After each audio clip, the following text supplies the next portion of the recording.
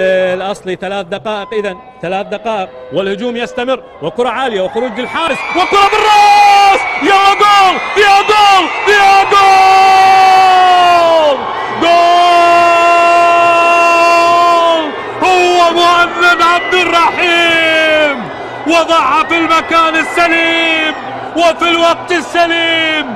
جول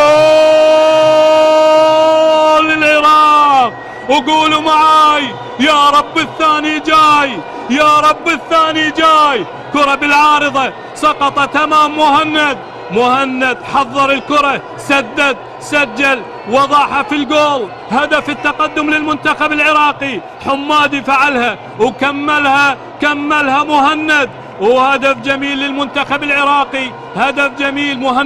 مهند تابع الكرة مهم جدا، وسدد وسجل، والعراق في المقدمة. سيد السادات العراق في المقدمة في هذه المباراة قبل نهاية هذا الشوط. كما قلت لكم منتخب العراقي مستعد، وننتظر منه أن يسجل في أي دقيقة.